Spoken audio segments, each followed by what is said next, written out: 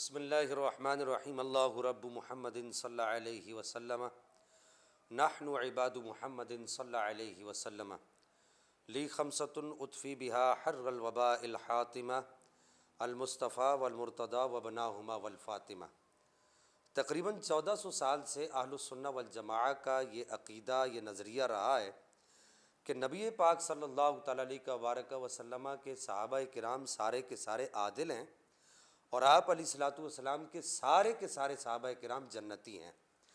گزشتہ کچھ عرصہ سے جب یہ نعرہ بلند ہوا، اس نعرے کو بلند کیا گیا ہر صحابی نبی جنتی جنتی، تو کچھ احباب کو اس نعرے پر تحفظات کا اظہار ہوا۔ ہماری آج کی گفتگو اور ہماری آج کی بحث اسی موضوع پر ہے کہ نبی پاک صلی اللہ تعالیٰ علیہ وسلم کی صحبت، آپ صلی اللہ تعالیٰ علیہ وسلم کے صحابی کی تعریف اور آپ صلی اللہ تعالیٰ علیہ وسلم کے سارے صحابہ کے جنتی ہونے پر کتاب و سنت کے دلائل کیا ہیں۔ تو عذرائے کرم میں تمامی احباب سے گزارش کروں گا کہ اس پورے ویڈیو کلپ کو بغور سماعت فرمائے۔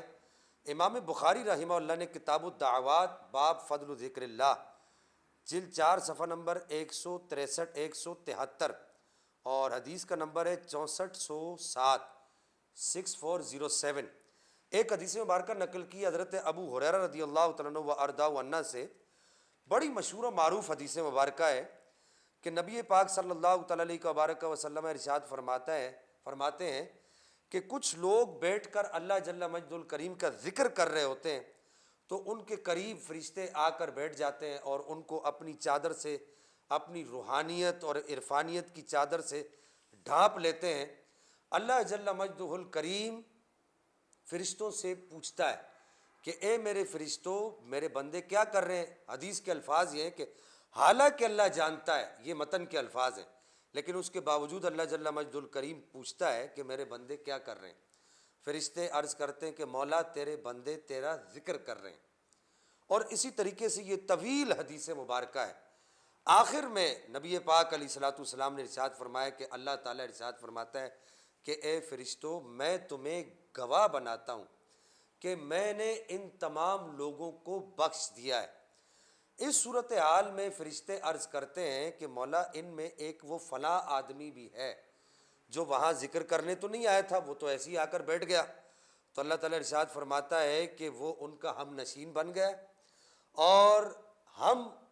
نیکوں کے ہم نشینوں کو بدبخت نہیں چھوڑتے۔ اس حدیث مبارکہ میں ایک اللہ کے ولی کی صحبت کی برکت بیان کی گئی ہے کہ اگر کوئی اللہ کے ولی کی صحبت میں آ جائے تو اللہ جل مجدہ الکریم اس کو بدبخت نہیں چھوڑتا، اور یہاں تک کہ اگر وہ کسی کام سے، اپنے کسی کام سے آئے، ذکر کرنے نہیں آیا، ذکر و فکر کرنے نہیں آیا، بلکہ اس کا اپنا کوئی ذاتی کام تھا یا ایسے آ کر بیٹھ گیا، اس کے باوجود اللہ جل مجدہ الکریم نے اپنے نیک بندوں کی صحبت کی برکت سے اس کی مغفرت کا پروانہ جاری فرمایا۔ جی ہاں، جبل الحفظ امام ابن حجر عسقلانی فتح الباری شرح صحیح بخاری میں ارشاد فرماتے ہیں کہ اس حدیث مبارکہ میں اہل ذکر کی ہم نشین، اہل ذکر کے ہم نشینی سے بدبختی کے دور ہونے میں مبالغہ ہے، یعنی کہ اگر کوئی اہل ذکر کا ہم نشین ہو جاتا ہے تو اس کے نزدیک بدبختی پھٹک بھی نہیں سکتی۔ اور علامہ بدر الدین عینی رحمہ اللہ کے حوالے سے ملا علی قاری مرقات المفاتی جلد 5 صفحہ نمبر 147 پر لکھتے ہیں کہ اللہ جل مجدہ الکریم کے نیک بندوں کی صحبت کی بہت بڑی تاثیر ہے۔ اللہ جل مجدہ الکریم سعادت مندوں کی ہم نشینی سے بندے کو سعادت مند بنا دیتا ہے۔ اور اسی حدیث مبارکہ کی شرح میں ملا علی قاری سن متوفہ 1014 ہجری وہ لکھتے ہیں کہ قال الطیبی ای ہم جلساء لا یخیب جلیسہم عن کرامتہم فیشقا، کہ علامہ طیبی نے کہا کہ جب کوئی آدمی نیک لوگوں کا ہم نشین ہو جاتا ہے تو اللہ جل مجدہ الکریم ان نیک لوگوں کی ہم نشینی کی کرامت کی برکت سے اس کو بدبخت نہیں چھوڑتا۔ اور یہاں پر بڑی سیر حاصل گفتگو اس حدیث مبارکہ کے تحت شیخ الاسلام، بہت بڑا نام عالم اسلام کا، علامہ عبد الرؤف مناوی رحمہ اللہ نے فرمائی ہے جامع فیض القدیر شرح جامع الصغیر رقم 9191 پر، کیا فرماتے ہیں کہ جب ولی اپنی ولایت کے مقامات کے کمالات کو پاتا ہے تو جس طرح دنیا دار دنیاوی عہدوں میں کوئی آدمی عہدہ پاتا ہے تو اس کے ساتھ اس کے ہم نشین بھی اس عہدے میں ترقی پاتے ہیں، تو اسی طرح اولیاء کرام جب مقامات ولایت میں ترقی پاتے ہیں تو ان کے جو ہم نشین ہوتے ہیں وہ بھی ان کے ساتھ ان کے مقامات میں ترقی پاتے ہیں۔ تو یہ ساری گفتگو کرنے کے بعد علماء محدثین فرماتے ہیں کہ جب اولیاء کرام کے ہم نشین مقامات ولایت میں ترقیاں پاتے ہیں تو نبی پاک علیہ الصلوۃ والسلام کی جس کو ہم نشینی مل جائے اور آپ صلی اللہ تعالیٰ علیہ وبارک وسلم کا قرب مل جائے تو اس کے مقامات اور اس کی اللہ جل مجد الکریم کے قرب کا عالم عام عقلوں میں آنے والا ہرگز نہیں ہے۔ پھر شیخ الاسلام تقی الدین علی بن عبد الکافی سبکی سن متوفہ 756 ہجری اپنی کتاب الابہاج فی شرح المنہاج میں لکھتے ہیں، بڑی ہی ایمان افروز بات لکھتے ہیں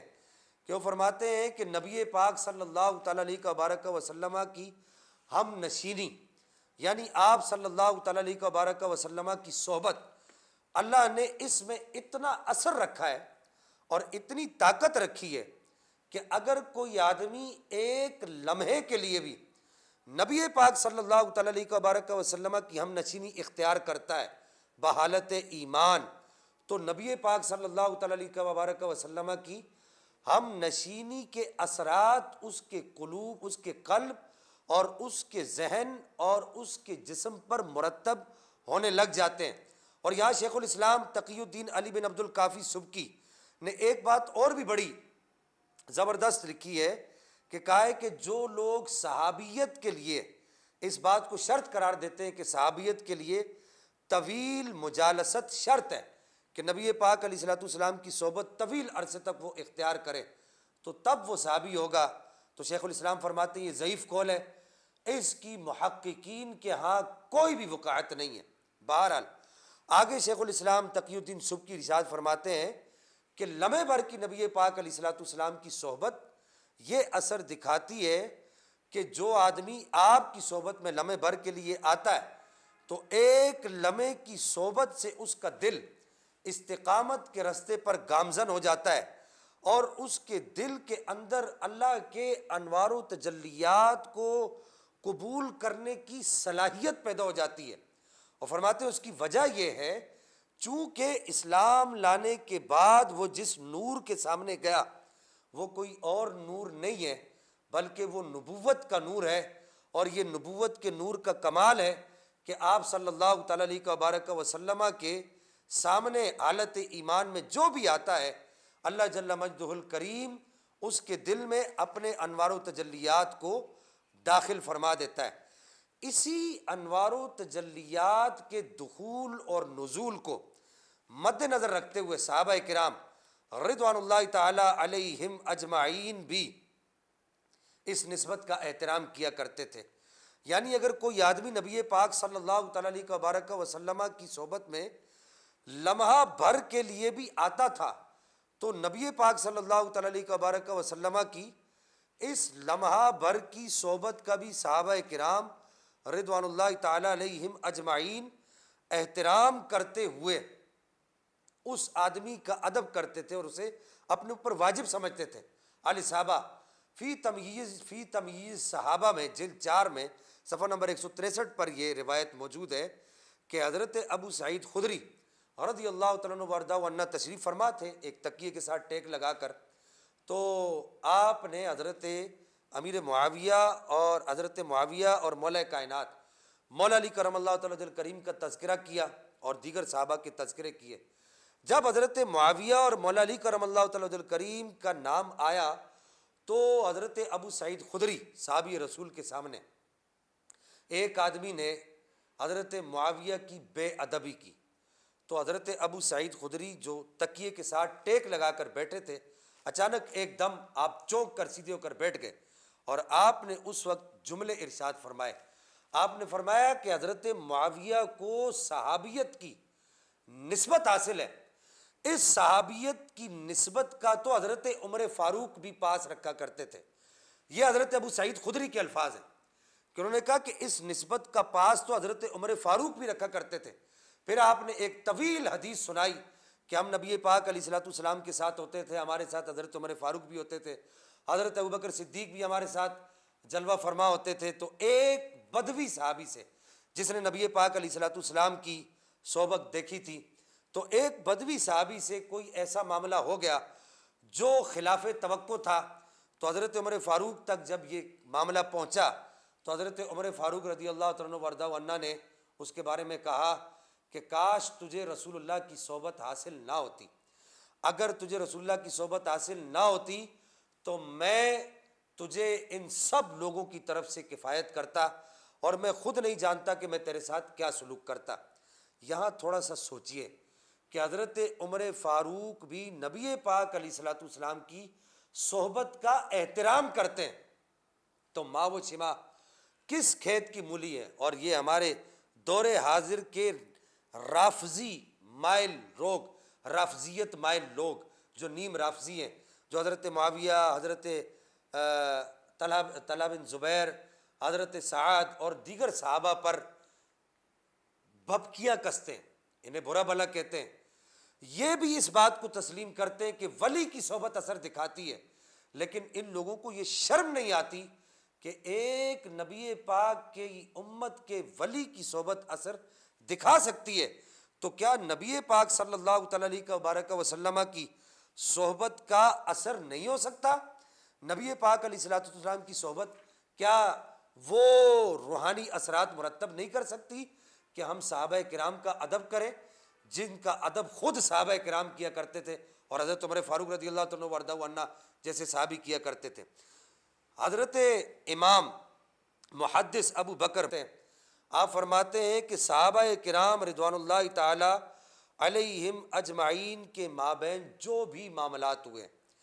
ان تمام معاملات میں اگر کوئی سوال کرے یا ان مسئلوں کو اگر کوئی اٹھائے تو سمجھ جاؤ یہ آدمی جاہل ہے، جھگڑالو ہے، فتنہ پرور ہے، اور ہدایت سے دور ہے، گمراہ ہے اور بھٹکا ہوا ہے۔ اس آدمی کا نبی پاک صلی اللہ تعالیٰ علیہ وسلم کے دین کی حقیقت کے ساتھ کوئی بھی تعلق نہیں ہے، اور شاید اسی وجہ سے، بلکہ یقیناً اسی وجہ سے امام ربانی مجدد الفسانی شیخ احمد سرندی نے مکتوبات کی جلد سوم مکتوب نمبر 24 میں شیخ ابو بکر شبلی کے اس قول کو نقل کیا کہ جس نے صحابہ کرام کا ادب نہیں کیا وہ رسول اللہ پر ایمان لایا ہی نہیں ہے، وہ رسول اللہ پر ایمان نہیں لایا۔ تو بہرحال محدث ابو بکر محمد بن حسین آجری آگے ارشاد فرماتے ہیں کہ صحابہ کرام رضوان اللہ تعالیٰ علیہم اجمعین کے مابین جو بھی معاملات ہوئے، وہ اپنے معاملات میں اپنی اپنی ایک علمی فکری اجتہادی رائے رکھتے تھے، اور وہ دوسروں سے زیادہ ان کی تعویلات کرنا جانتے تھے، اور وہ بعد میں آنے والوں سے زیادہ سیدھے راستے پر تھے۔ کیا کہا انہوں نے کہ بعد میں آنے والوں سے، یعنی یہ جو بعد میں جتنے بھی لوگ آئے صحابہ کے بعد، ان کے بعد آنے والوں میں صحابہ، یعنی صحابہ کے بعد آنے والوں میں سب ان سے زیادہ سیدھے راستے پر تھے۔ اس کی وجہ امام آجری نے کیا بیان کی؟ امام آجری کہتے ہیں کہ اس کی وجہ یہ کہ کیونکہ وہ سارے کے سارے جنتی تھے، ان پر قرآن نازل ہوا، انہوں نے رسول اللہ کا مشاہدہ کیا، اور آپ صلی اللہ تعالیٰ علیہ وسلم کے ساتھ جہاد کیا، اور اللہ عز و جل کی رضا مندی اور بخشش اور اجر عظیم کی گواہی دی، اور اللہ عز و جل نے اپنی رضا مندی اور اپنی بخشش اور ان کے لیے اجر عظیم کی گواہی دی، اور رسول اللہ صلی اللہ تعالیٰ علیہ وسلم نے ان کے لیے گواہی دی کہ وہ بہترین زمانے والے لوگ ہیں، ان سے بہترین زمانہ کسی اور کا نہیں ہے۔ اب ہم اپنے مقصد کی طرف آتے ہیں۔ یہ جتنے بھی سوالات اٹھائے جاتے ہیں صحابہ کرام رضوان اللہ تعالیٰ علیہم اجمعین کی ذوات اقدسہ پر مقدسہ پر کہ صحابی کی تعریف فلاں ہے، اور دیگر اور آیتوں میں فلاں آیت میں فتح سے مراد فتح مکہ نہیں ہے، صلح حدیبیہ ہے، صحابی فلاں کو کہیں گے، صحابہ کرام پر فلاں فلاں معاملات کا اجرا ہوگا یا نہیں ہوگا، ہمارے معاشرے میں یہ سوالات بہت اٹھائے جا رہے ہیں۔ یعنی میری مراد یہ ہے کہ جن کے لیے یہ سارے سوالات اٹھائے جا رہے ہیں وہ سرکار سیدنا امیر معاویہ رضی اللہ تعالیٰ عنہ و ارضہ عنہ، نبی پاک صلی اللہ تعالیٰ علیہ وبارک وسلم کے عظیم صحابی، 65 لاکھ مربع میل کے علاقے کو سلطنت اسلامیہ میں داخل کرنے والے جناب سیدنا عمر فاروق 35 لاکھ مربع میل کا علاقہ چھوڑ کر آپ تشریف لے گئے،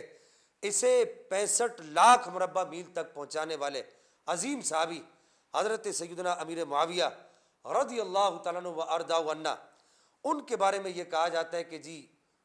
ان کے جنتی ہونے کے لیے یہ سارے سوالات اٹھائے جاتے ہیں کہ حضرت امیر معاویہ رضی اللہ تعالیٰ عنہ و ارضہ عنہ جنتی ہیں یا نہیں ہیں، اس کے بارے میں کوئی نص قطعی نہیں ہے، تمام صحابہ کے لیے کوئی نص قطعی نہیں ہے، وغیرہ وغیرہ۔ بخاری شریف کی وہ حدیث مبارکہ یاد کیجئے کہ نبی پاک صلی اللہ تعالیٰ علیہ وبارک وسلم نے ارشاد فرمایا، اول جیش من امتی یغزون البحر قد اوجبوا، کہ پہلا لشکر جو سمندر سے جہاد کرے گا، یعنی سمندر کے راستے سے اللہ کی راستے میں جہاد کرے گا، اللہ نے ان سب پر جنت کو واجب قرار دے دیا۔ آپ کی اطلاع کے لیے عرض ہے کہ وہ پہلا لشکر جو شخصیت لے کر گئی، اور اس پہلے لشکر کی جس شخصیت کے پاس امارت تھی، یعنی جو شخصیت اس لشکر کی امیر تھی، وہ حضرت معاویہ رضی اللہ عنہ و ارضہ عنہ کی شخصیت ہے۔ تو اب حضرت معاویہ رضی اللہ عنہ و ارضہ عنہ کے جنتی ہونے کے لیے پہلے تو ہمارا ایمان ہے کہ نبی پاک کا ہر صحابی جنتی ہے۔ یہ حدیث مبارکہ کیا کفایت نہیں کرتی کہ نبی پاک صلی اللہ تعالیٰ علیہ وبارک وسلم نے ارشاد فرمایا کہ وہ پہلے لشکر والے جو جائیں گے نا وہ سارے جنتی ہوں گے، تو یہ پہلے لشکر کے امیر تھے۔ اس کے بعد یہاں پر میں کچھ آیات قرآنیہ پیش کرنا چاہوں گا۔ اللہ جل مجد الکریم سورہ حدید میں ارشاد فرماتا ہے آیت نمبر 10 میں، لا یستوی منکم من انفق من قبل الفتح وقاتل اولئک اعظم درجۃ من الذین انفقوا وقاتلوا وکلا وعد اللہ الحسنی۔ یہ سورہ حدید ہے اور اس کی آیت نمبر 10 ہے۔ اس صورت میں اللہ جل مجد الکریم، اس آیت میں اللہ جل مجد الکریم ارشاد فرماتا ہے کہ فتح مکہ سے پہلے اور فتح مکہ کے بعد ایمان لانے والے آپس میں برابر نہیں ہو سکتے، اور اللہ جل مجد الکریم نے ان سب کے لیے جنت کا وعدہ کر رکھا ہے، وہ سارے لوگ جنت میں جائیں گے۔ حضرت معاویہ رضی اللہ عنہ وارضہ عنہ اگرچہ فتح مکہ سے پہلے ایمان نہیں لائے، لیکن فتح مکہ کے بعد تو حضرت معاویہ ایمان لائے، اور آپ کا ایمان فتح مکہ کے بعد مسلم ہے۔ تو آپ قرآن مجید کی اس آیت کی نوید کے اندر، اس آیت کی بشارت کے اندر داخل ہیں۔ اب کچھ لوگوں نے کہا کہ جی حضرت معاویہ اس میں داخل نہیں ہو سکتے کیونکہ آپ فتح کے بعد ایمان لائے،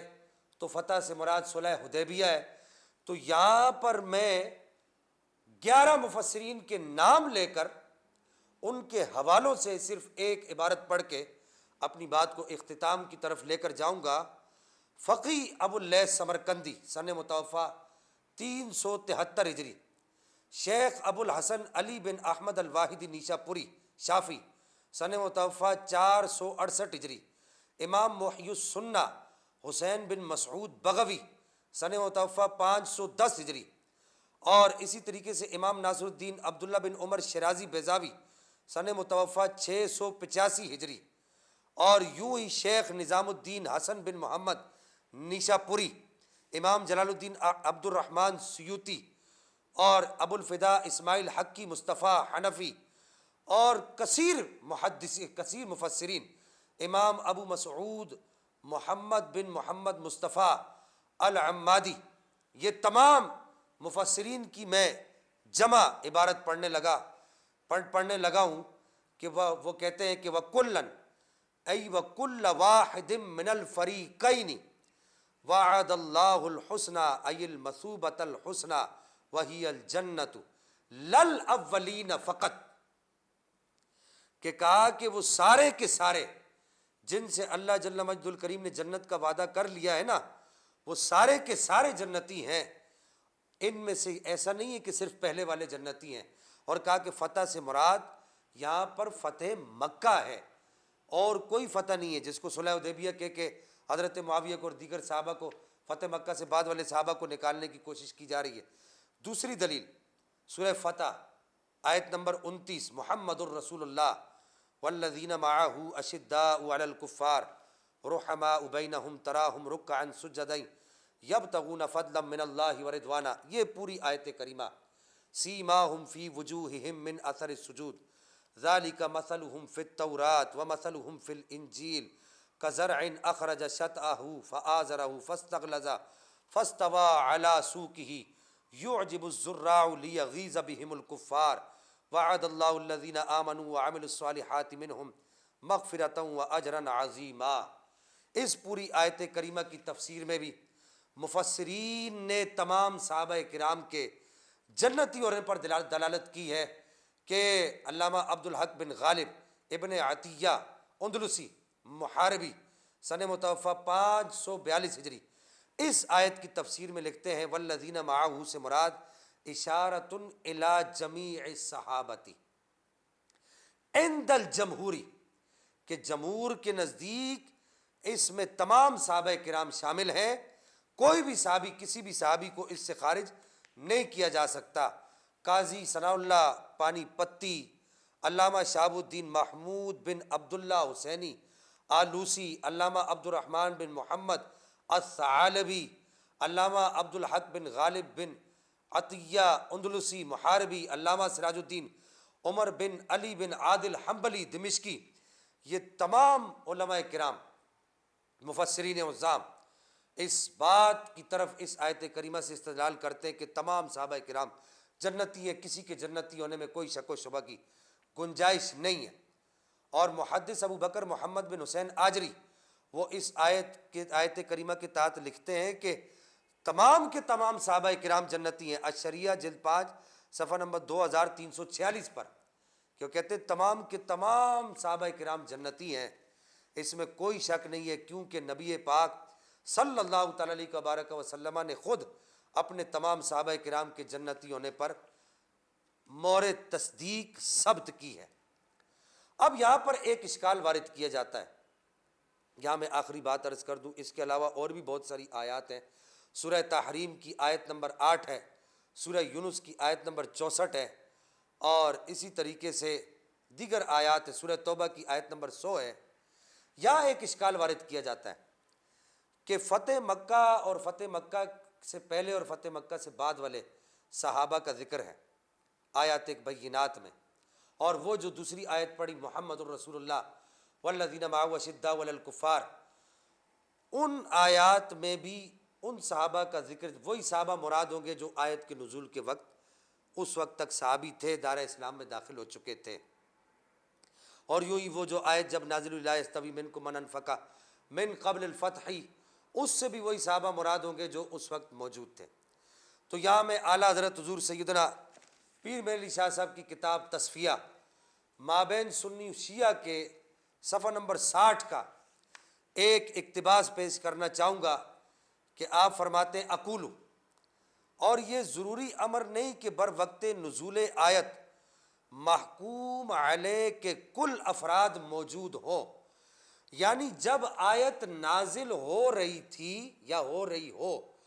اس وقت یہ ضروری نہیں ہے کہ آیت میں جتنے لوگ مراد ہوں تو وہ سارے کے سارے اس وقت موجود ہوں۔ اور آپ کو یہ بھی عرض کر دوں کہ پیر میرعلی شاہ صاحب یہ قانون کیوں بیان کر رہے ہیں کہ دیکھ لیں آپ، یہ آیت مودت کی تفسیر کے تحت پیر میرعلی شاہ صاحب اس قانون کو بیان فرما رہے ہیں۔ یہ آیت مودت کی تفسیر ہے، کیونکہ آیت مودت پر بھی یہی اعتراض ہوتا ہے کہ جو کہا گیا کہ قل لا اسألکم علیہ اجرا الا المودۃ فی القربی، تو قربہ یہ آیت تو مکی ہے، سورہ شورى کی آیت نمبر 23 سنی و شیعہ کا، یہ صفحہ نمبر 60 دیکھ لیجئے گا، آپ کو تسلی ہو جائے گی۔ تو حسنین کریمین تو مدینہ المنورہ میں پیدا ہوئے، تو پھر وہ مودت قربہ میں کیسے داخل ہو جائیں گے؟ تو پیر میلی شاہ صاحب رحمہ اللہ نے یہی جواب دیا کہ جب آیت نازل ہو رہی ہو، آیت میں جن جن لوگوں کو مراد دیا جائے ان کا اس وقت موجود ہونا ضروری نہیں ہوتا۔ تو جب آیت مودت کی تفسیر میں یہ قانون جاری ہو سکتا ہے، تو صحابہ کرام کے جنتی ہونے کی تفسیر میں بھی اس قانون کو جاری کیا جا سکتا ہے کہ جب آیت نازل ہو رہی ہو اس وقت سب کا موجود ہونا ضروری نہیں ہوتا۔ اللہ جل مجدہ الکریم ہمیں عمل کی توفیق عطا فرمائے۔ وآخر دعوایا ان الحمدللہ۔